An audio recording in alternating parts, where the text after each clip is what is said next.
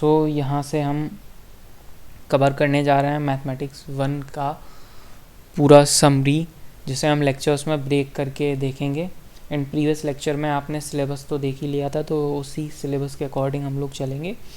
And week wise हम लोग जो भी पर डे के बेसिस पे आपको लेक्चर मिलते रहेंगे, एंड उस लेक्चर के लास्ट में कुछ क्वेश्चंस होंगे, तो उस क्वेश्चंस को आप प्रैक्टिस करते रहिएगा। एंड क्वेश्चंस के साथ में जो भी आपको थ्योरी पढ़ाई जा रही है उसको आपको ध्यान से देखना है, एंड होप सो आपका सारा मैथमेटिक्स 1 ईजीली कवर हो जाएगा। तो यहाँ से हम अपना पहला वीक, मैंने एक्चुअली इसको वीक वाइज डिवाइड नहीं किया है, मैंने इसको डिवाइड कर रखा है, वो है टॉपिक्स में। तो पहला टॉपिक यहाँ हम देखने जा रहे हैं वो है हमारा सेट का।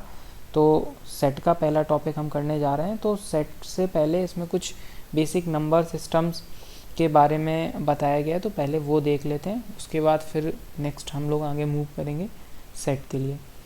तो यहाँ पे रेफरेंस के लिए मैं आईआईटी मद्रास का जो मैथमेटिक्स का मॉड्यूल है, जो ऑफिशियली उनकी तरफ से प्रोवाइड करा गया है, तो हम वही यूज़ कर रहे हैं। तो ये मॉड्यूल भी मैं आपको दे दूँगा, तो आप इससे अपने जो भी रिवीजन है वो कर सकते हैं। प्लस आप लोगों को एक काम और करना है कि आप लोगों को नोट्स साथ में बनाते हुए चलने हैं। अगर आप लोग नोट्स बनाते हुए चल रहे हैं तो ये आपके लिए बहुत अच्छा होगा। अगर आप नोट्स बनाते हुए चल रहे हैं तो नोट्स आप लोगों को बनाते हुए चलना है, और अगर आप लोग नोट्स नहीं बनाते हैं तो फिर वो प्रॉब्लम होगी आपको, बिकॉज एक बार अगर आप अपने हाथ से चीज़ों को लिख लेते हैं तो वो ज़्यादा ईजी हो जाता है आपको पढ़ने में। तो वीक 1 का कंटेंट थोड़ा सा देख लेते हैं कि सेट थ्योरी हमें पढ़नी है। सेट थ्योरी में आपका ये natural numbers and integers, rational numbers, real numbers, sets, relations in functions, उसके बाद स्ट्रेट लाइन का कॉन्सेप्ट स्टार्ट हो जाएगा। फिर देन क्वाड्रेटिक इक्वेशन है। तो जैसे जैसे हम वीक वाइज पढ़ते चलेंगे वैसे आपको सिलेबस का बारे में सारा कुछ पता चलता रहेगा। तो आते हैं अपने पहले वीक के कंटेंट पे, जो जिसमें चैप्टर 1 है वो सेट थ्योरी है। सेट थ्योरी के अंदर नेचुरल नंबर्स एंड इंटीजर का कॉन्सेप्ट है।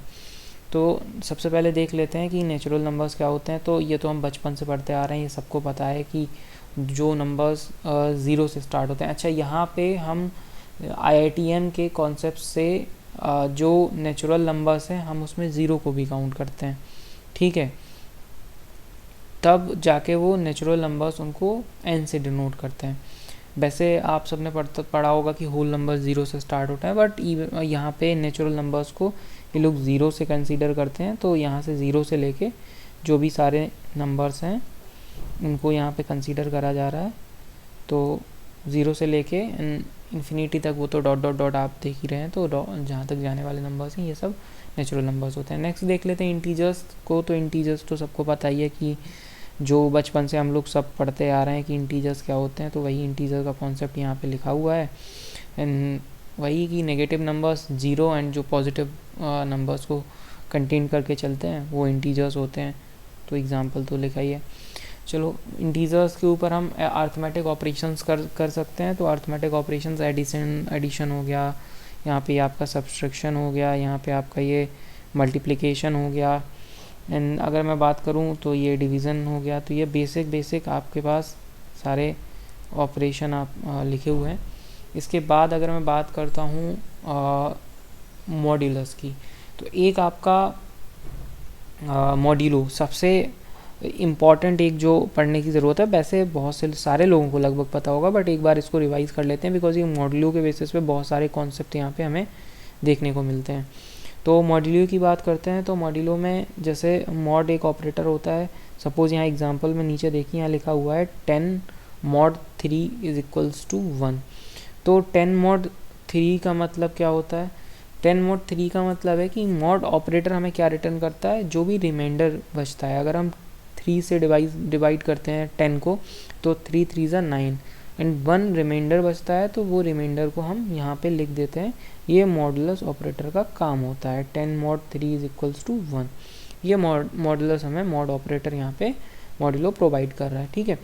एक इम्पॉर्टेंट कॉन्सेप्ट यहाँ से निकल के आता है फैक्टर्स का, कि अगर दो नंबर्स हैं, लेट सपोज एक नंबर यहाँ पे b लिखा हुआ है और b mod a आपको देखने को मिल रहा होगा। तो दो नंबर आप लोग यहाँ पे देख पा रहे हैं, एक है b एंड एक है a।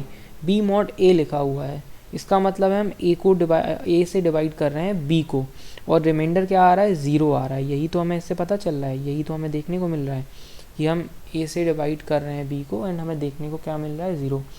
तो इसका मतलब ये होता है कि अगर कोई नंबर किसी नंबर से डिवाइड करा जा रहा है और उसका जो मॉड्यूलो है वो 0 आ रहा है, यानी कि वो टोटल डिवाइड हो जा रहा है, कुछ भी बच नहीं रहा है, तो उसका मतलब होता है कि वो जो नंबर है वो उस नंबर को जो डिवाइड करा गया है उसका फैक्टर होगा। जैसे कि यहाँ एग्जांपल में लिखा था कि b mod a is equals to 0, इसका मतलब b को डिवाइड किया जा रहा है, जिससे डिवाइड करा जा रहा है वो है a, तो a क्या होगा, वो b का मल्टीपल होगा।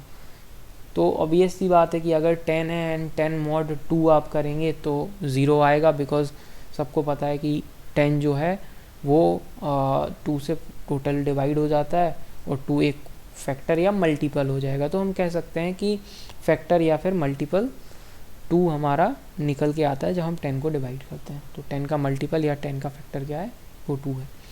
आगे आ जाते हैं, रैशनल नंबर्स की बात करते रहते हैं, तो कुछ इंपॉर्टेंट चीज़ें यहाँ पे लिखी हुई हैं, एक बार इन्हें भी देख लेते हैं कि एक्चुअली होता क्या है। तो the numbers of the form P Y Q, तो सबको पता है पी वाई क्यू के फॉर्मेट में होते हैं जहाँ पे q does not equals to 0। ठीक है, ये हमेशा याद रखना कि अगर रैशनल नंबर्स हैं तो q always does not equals to 0 ही होगा। ठीक है, ये बात याद रखना। इसके बाद the set of rational numbers are denoted by q से डिनोट किया जाता है। ये सारी चीज़ें, ये टर्मिनोलॉजी आपको याद रखनी है, बिकॉज ये आगे भी लेक्चर्स में काम आएगी। तो यहाँ डिवाइड करा जाता है p अपॉन q, और रैशनल नंबर्स को डिनोट किया जाता है। तो डिनोट किससे करते हैं, वो हम q से डिनोट करते हैं। ठीक है, फॉर्म क्या होती है, लिखी हुई है 1/2 2/4। The reduce form of any rational number p by q is when p and q have no factors in common.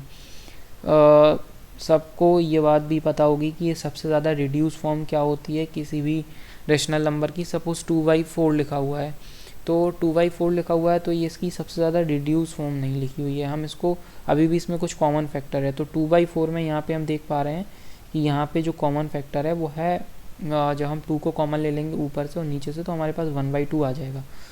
तो जब तक वो रिड्यूस फॉर्म में ना चली जाए तब तक वो रिड्यूस फॉर्म में नहीं जाती है, तब तक वो रिड्यूस फॉर्म नहीं मानी जाती है उस पर्टिकुलर रैशनल नंबर की।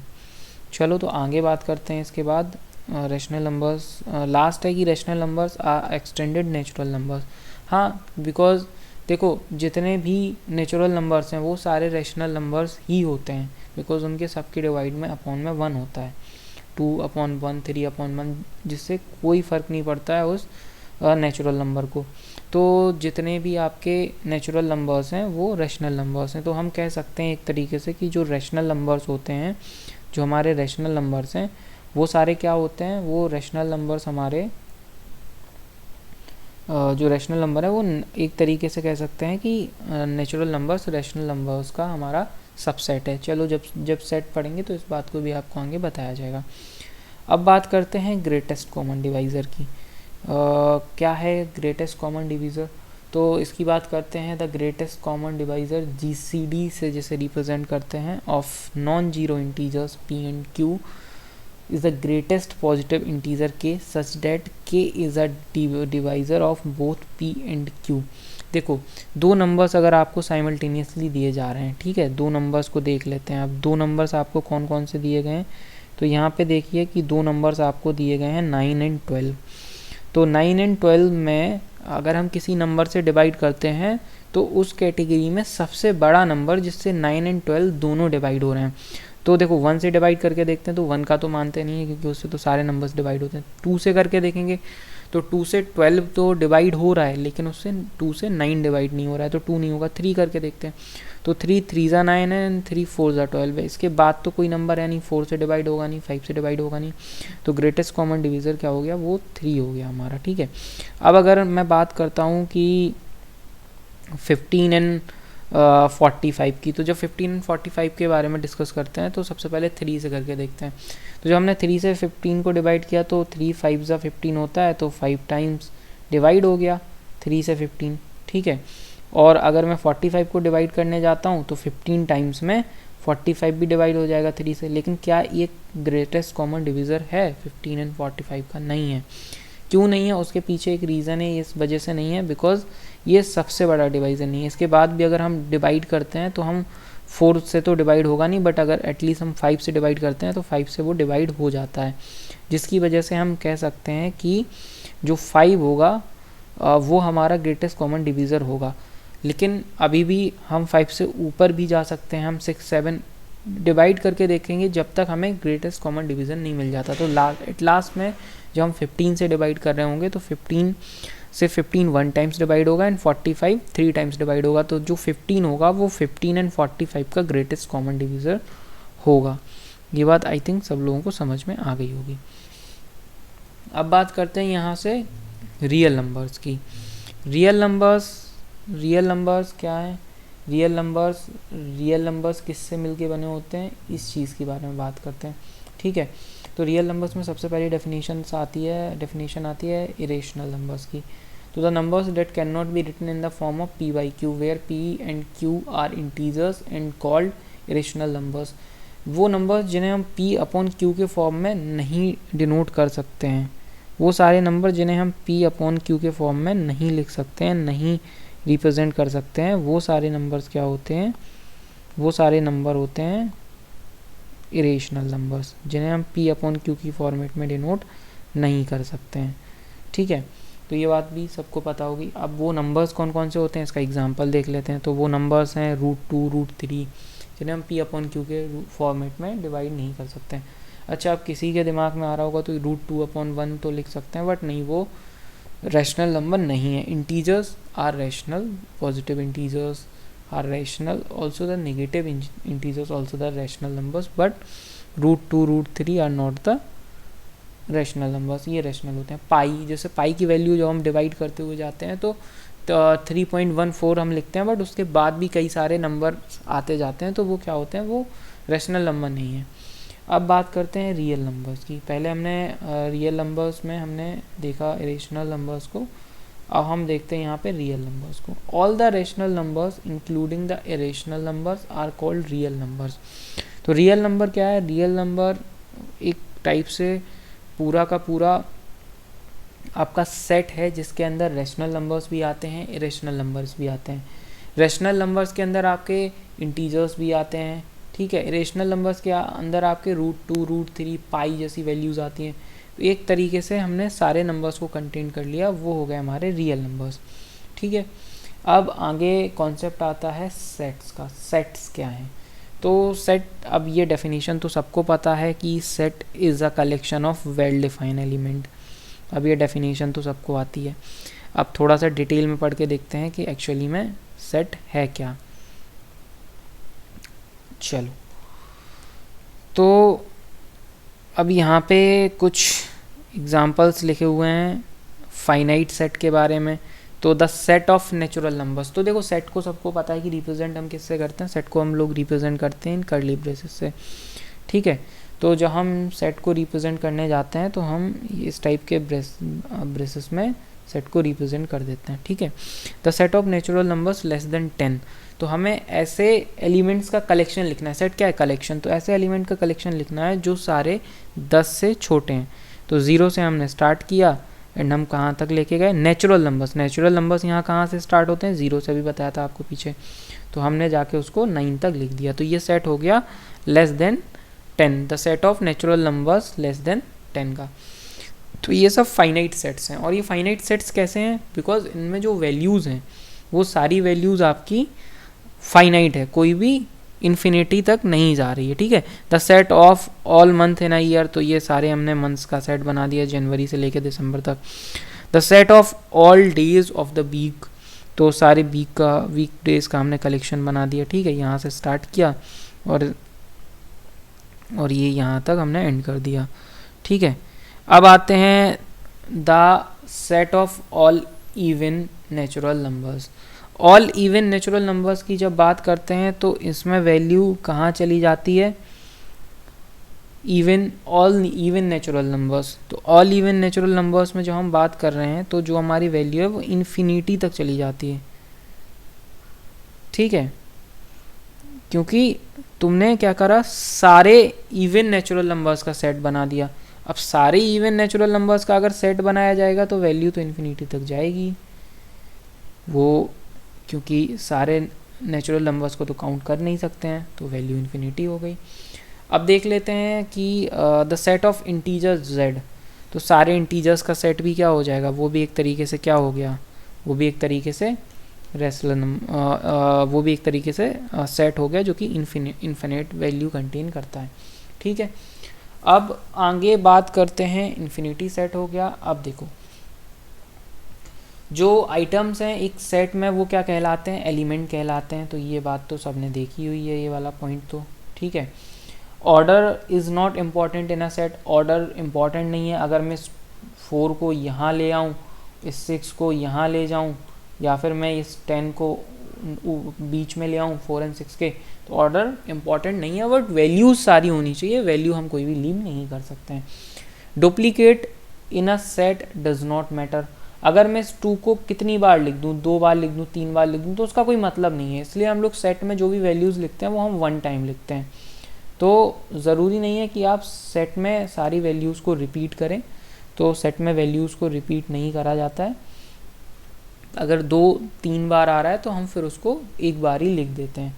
ऐसा हम कब करते हैं, जब हम उसका यूनियन ले रहे होते हैं। एंड अगर हम बार बार वैल्यू सेम वैल्यू को रिपीट कर रहे हैं तो उसका कोई मतलब नहीं है, जो पॉइंट यहाँ पे लिखा हुआ है। अब देखते हैं the cardinality of a set S in the number of element in the set S. Cardinality, cardinality का मतलब है कि कितने एलिमेंट्स आपके सेट में प्रेजेंट है। तो number of element in a set is equals to cardinality of a set S. तो देखते हैं यहाँ पे एग्जाम्पल दिया गया है। तो एग्जाम्पल में अगर मैं बात करता हूँ तो ये आपको एक एग्जाम्पल यहाँ पे दे रखा है, एस एक सेट दे रखा है, एंड एस सेट में एलिमेंट्स कितने दे रखे हैं, ये 1, 1, 2, 5, 7, 9 एंड 300। तो 1, 2, 3, 4, 5, 6 एलिमेंट टोटल आपके सेट में है। तो कार्डिनलिटी सेट की जो है वो यहाँ पे लिखी हुई है 6। ओके, अब आगे चलते हैं, इसकी देखते हैं। एक एलिमेंट, एक सेट आपका बना हुआ है और सेट को रिप्रेजेंट करा गया है ए से। सेट में दिए गए हैं आपकी values Srikanth, Keerthana, balloon, cellphone and pie. तो आपकी इसमें 5 वैल्यूज़ हैं, तो कार्डिनलिटी जो है आपके सेट की वो 5 हो गई। अब बात करते हैं सबसेट की। तो सबसेट क्या है, subset a set x is a subset of another set by if every element in x is also an element in y। चलो यहाँ एग्जाम्पल के फॉर्म में समझते हैं, डेफिनेशन तो लिखी है, जो लिखी रहने दो। 2 सेट आपके पास दिए गए हैं, आपको दिख रहे होंगे, एक सेट x है और एक सेट यहाँ पे आपको y दिया गया है। ठीक है, तो 2 सेट आपको दिए गए हैं, एक सेट का नाम है x और एक सेट का नाम है y।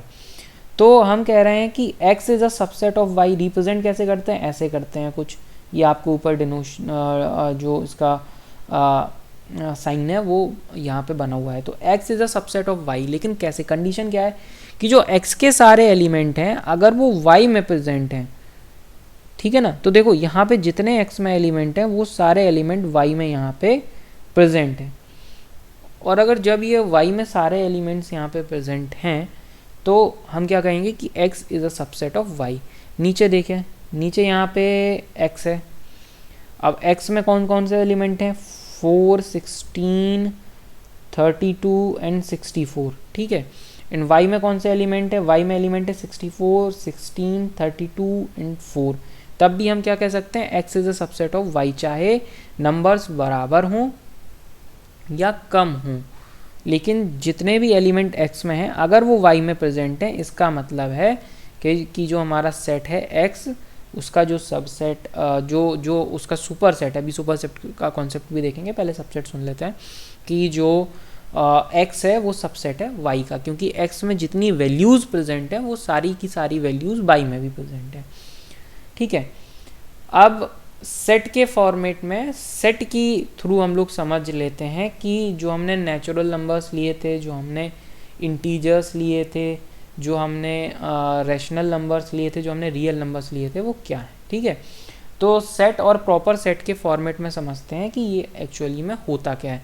तो ये जो कुछ कुछ ऊपर लिखा हुआ है इसको तो छोड़ देते हैं, इसको यहाँ आके समझते हैं कि एग्जैक्टली मतलब क्या है। ठीक है, तो देखो ये डायग्राम आपको दिख रहा होगा, इस डायग्राम में क्या है, सेट को रिप्रेजेंट किया गया है। ठीक है, तो सबसे पहले हम देखते हैं कि जो नेचुरल नंबर्स हैं, अभी आपको बताया था कि जो नेचुरल नंबर्स हैं, तो यहाँ पे नेचुरल नंबर्स क्या हैं, n, तो नेचुरल नंबर्स को n से रिप्रेजेंट किया गया है। तो नेचुरल नंबर्स जो हैं वो इंटीजर का सबसेट हैं। क्यों है सबसेट, तो देखो नेचुरल नंबर्स में आप लोगों को पता है कि नेचुरल नंबर्स में कौन कौन सी वैल्यूज़ आती हैं। नेचुरल नंबर 0 से स्टार्ट होता है, इन्फिनिटी तक जाता है। और जेड में नेचुरल नंबर्स में अगर हम नेगेटिव नंबर जोड़ देते हैं, अगर नेचुरल नंबर्स में हम लोग नेगेटिव नंबर्स जोड़ देते हैं तो वो आपको क्या मिल जाते हैं, नेगेटिव नंबर जोड़ने पे आपको इंटीजर्स मिल जाते हैं। तो natural numbers plus negative number is equals to integers. तो जो नेचुरल नंबर है वो इंटीजर का सबसेट है, और जो आपका इंटीजर्स हैं, इंटीजर्स क्या होते हैं, रैशनल नंबर का सबसेट होते हैं। तो इंटीजर्स में हम वो सारी वैल्यूज़ और जोड़ दें जो PYQ के फॉर्मेट में डिनोट करी जा सकती हैं। Supposedly 1/2 is not a integer but it is a rational number. तो जो हमारा यहाँ पे ये वाला पार्ट है, येलो कलर वाला पार्ट, अगर हम इसमें ऐसे नंबर्स और जोड़ दें तो वो क्या बन जाएगा, वो हमारा बन जाएगा यहाँ पे ये आपका रैशनल नंबर्स। तो रैशनल नंबर्स में ये सारी वैल्यूज़ भी आती हैं जो इंटीजर्स में है, प्लस ये वाली वैल्यूज़ भी आती हैं जो P/Q के फॉर्मेट में डिनोट करी जा सकें। तो हम कह सकते हैं कि जो इंटीजर है Z, जो ग्रीन कलर से डिनोट करा गया है, वो क्या है, एक सबसेट है। किसका सबसेट है, वो सबसेट है हमारा रैशनल नंबर्स का। तो देखो रैशनल नंबर येलो कलर वाला पार्ट बड़ा है, और जो सारी वैल्यूज़ Z यानी कि ग्रीन कलर वाले पार्ट में वो सब आती हैं हमारे Q में।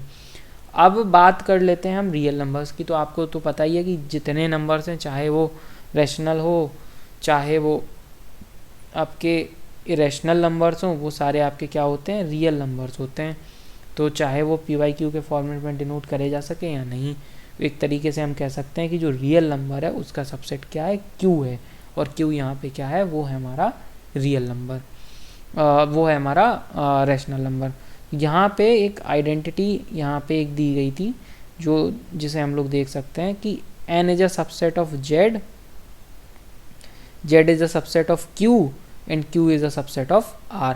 अच्छा, हम इससे एक चीज़ और कह सकते हैं क्या, कि n is a subset of R, n भी तो R का सबसेट हो सकता है क्योंकि वो तो उसी के अंदर है ना। ये ज़रूरी थोड़ी ना है कि n Z का ही सबसेट हो, n R का भी सबसेट हो सकता है क्योंकि R में जो सारी वैल्यूज़ हैं वो यहाँ पे n में भी प्रेजेंट है। ठीक है, तो अब बात करते हैं यहाँ पे सेट कॉम्प्रीहेंशन की। तो set comprehension is nothing, it is a form to represent a set into a comprehensive form. तो हम यहाँ पे सेट को देख लेते हैं कि कॉम्प्रीहेंसिव फॉर्म में कैसे डिनोट किया जाता है। तो देखो यहाँ पे लिखा है square of all the even integers. तो square of all the even integers, तो इसको हम यहाँ पे कैसे डिनोट कर रहे हैं, एक्स स्क्वायर सच डेट, क्या लिखना था हमें, square of all even integers. तो हम सेट को तो इसी ब्रैकेट्स में रिप्रेजेंट करते हैं, तो ये तो हमने बना रखे हैं पहले से ही यहाँ पे। ठीक है, तो square of all even integers, तो सबसे पहले लिखेंगे एक्स स्क्वायर। ठीक है, such that X belong to Z, X किससे बिलोंग करता है, इंटीजर्स से बिलोंग करता है। और integers X belong to Z, X हमने ले लिया इंटीजर है, X square such that X belong to Z, X Z से बिलोंग कर रहा है, and X mod 2 is equals to 0। जो मॉड्यूलस हमने पहले अभी ऑपरेटर पढ़ा था उसका यूज़ करके हमने क्या लिख दिया, एक्स मॉड 2। अच्छा, जो नंबर्स 2 से पूरी तरीके से डिवाइड हो रहे हैं, ये हमें कैसे पता चल रहा है, बिकॉज रिमाइंडर 0 है तो पूरी तरीके से डिवाइड हो रहे हैं। तो जो नंबर 2 से पूरी तरीके से डिवाइड हो रहे हैं वो क्या हो गए, इवन नंबर्स हो गए। तो ये कुछ सेट बिल्डर फॉर्म है जिसे हम इस टाइप से रिप्रेजेंट कर रहे हैं। अच्छा, इसको एक बार दोबारा से समझ लेते हैं, फिर बताऊँगा आपको कि क्या किस फॉर्म में हम डिनोट कर रहे हैं। तो पहले तो मैं बात करता हूँ आपसे square of all even integers. तो हमें क्या लिखना है, हमें लिखना है स्क्वायर सारे इवन इंटीजर्स का। 1 नहीं आएगा, 2 4 6 8 ये सब क्या है, इवन इंटीजर्स हैं। और हम लोग नेगेटिव भी ले सकते हैं, -2 -4। ठीक है, तो सारे इवन इंटीजर्स हमें लेने हैं। ठीक है, अब अगर इवन इंटीजर्स हम लोग लेने जाते हैं तो square of all even integers, all even integers.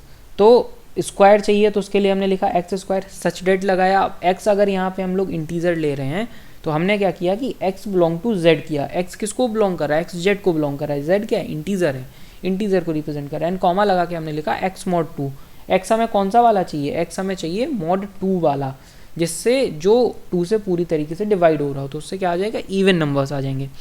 तो अब देखो किसको क्या कहते हैं, दिस इज द ट्रांसफॉर्म जो आपको क्या लिखा है, जो रेड कलर से दिख रहा है, एक्स स्क्वायर। जनरेटर क्या है, जो जनरेट करता है values, that is x belongs to z। मतलब ये आपका ट्रांसफॉर्म कर रहा है वैल्यूज को, ये ट्रांसफॉर्मर है। x बिलोंग टू z ये आपका जनरेटर है, बिकॉज ये वैल्यू जनरेट कर रहा है। x कहाँ से आना चाहिए, x z को बिलोंग कर रहा है। और फिल्टर की हमें कौन कौन सी वैल्यूज चाहिए, वो स्टेटमेंट है x mod 2 वाला। तो यहाँ से ये चीज़ क्लियर हो जाती है कि सेट को कैसे हम कॉम्प्रीहेंशन मेथड में लिख सकते हैं। ठीक है, अब आगे आ जाते हैं एंड आगे आके हम रिलेशन वाला जो पार्ट है वो हम करेंगे नेक्स्ट लेक्चर में। अभी बस हमने सेट को देखा है। अब एक बार मैं आपको बता देता हूँ कि कितना आपका पोर्शन बचा हुआ है। आज पहला लेक्चर है तो थोड़ा सा कम कर रहे हैं, नेक्स्ट टाइम से हम लोग एक चैप्टर लगभग एक लेक्चर में कर देंगे। एंड इस लेक्चर में जो भी आपको पढ़ाया गया है, इसके जो आपके एक्टिविटीज़ क्वेश्चन है वो आपको नेक्स्ट लेक्चर में मिल जाएंगे। तो अभी के लिए आज केवल इतना ही है। तो ये हो गया आपका रिलेशन। इन रिलेशन के बाद मैं एक बार आपको एक ब्रीफ दे देता हूँ कि क्या क्या पढ़ना है। तो रिलेशन पढ़ना है, प्रॉपर्टीज़ ऑफ रिलेशन इसे बहुत अच्छे से पढ़ेंगे, transitive relation, equivalence relation, function पढ़ेंगे बहुत अच्छे से, टाइप ऑफ फंक्शंस पढ़ लेंगे। एंड बस इतना ख़त्म करके हम कल के लेक्चर में